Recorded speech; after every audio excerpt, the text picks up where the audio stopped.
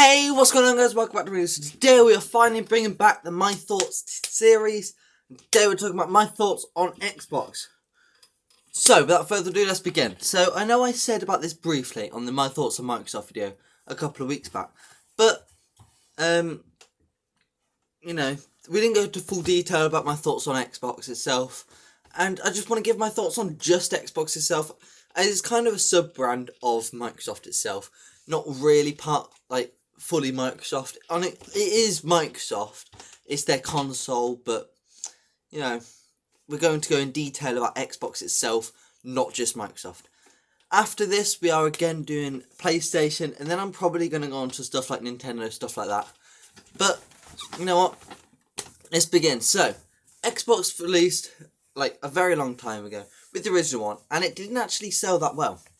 But, it wasn't the best console out there. This was the time of the PlayStation 2, which was arguably one of the best consoles to ever exist.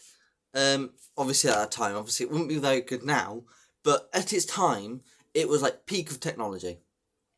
So, you kind of have that to with it. And then after that, they released the Xbox 360, which sold massively. This thing did so well on all fronts and sold so many games, and it was probably one of the most popular things that was everywhere. Literally everyone had a Xbox 360. It made it so that Xbox wasn't a small console branding. It was a very good competitor to that of PlayStation, which was nowhere at the time. The closest we had was probably the Nintendo DS and the Wii, which really weren't the same league PlayStation at all. So it made everything very similar. And then they went one better, and they released the Xbox One.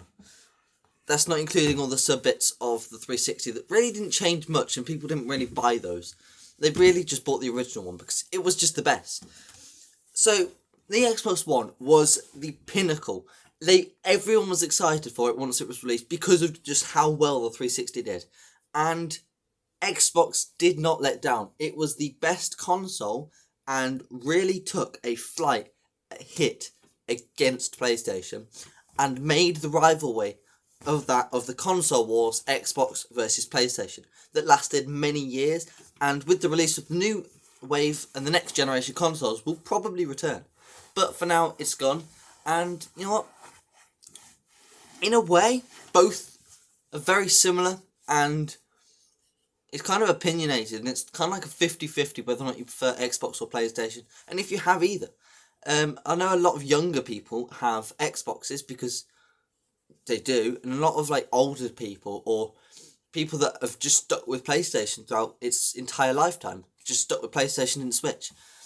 But Xbox One then released its second console, which is the Xbox One S, and this was a slimmer version, and released also with that was the 1TB option of the Xbox Ones, I believe, and it got people excited. A lot of people went out to buy it, but it didn't sell that well in terms of what the original one did, mainly because it was only 3 or 4 years after the original one, so people didn't really want to spend another 400 quid on another console that quickly. But it was a good console. However, they went one better and they released the Xbox One X with brand new graphics engines, more storage, more games, all that, and it was the same price. It was amazing. And it sold really well and was probably their best selling console since the Xbox One, original one. Because obviously when they bring out the starter one, it will always sell better than all the sub ones. So that happened there.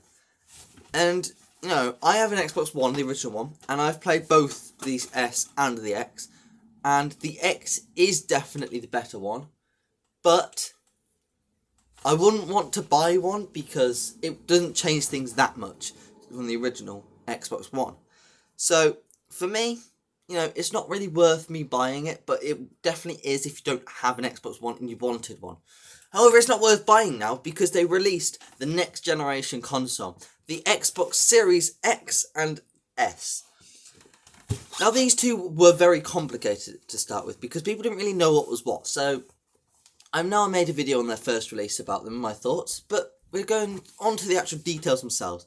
The Xbox Series S is the weaker one of the two, and it is basically the same, just that you can't have as much storage, it's slightly worse graphics, and it doesn't have discs. And that, in time, for some people, isn't that big, because, one, if they haven't had the other graphics, they don't necessarily need them, or they won't miss them because they haven't had it. So they don't have much attachment to it. And two, a lot of people now just go with downloads and not have discs. I personally have a load of disc games because I don't really trust downloads to not break. And then obviously the Xbox X is just the better one. These are the best, and I think that personally Xbox is going to flourish, especially with the next ones that come out in a few years' time. I'm really excited, really love Xbox. I'm not going to go into the software because I've already gone through that in Xbox, the Microsoft thoughts. But in terms of Xbox themselves, I think it's going to be the best, and I'm really excited to hear it. But anyway, I hope you enjoyed this video. Let me know your thoughts on Xbox down below in the comment section down below. Drop a like, subscribe, and I'll see you guys in the next one. Take care. Goodbye.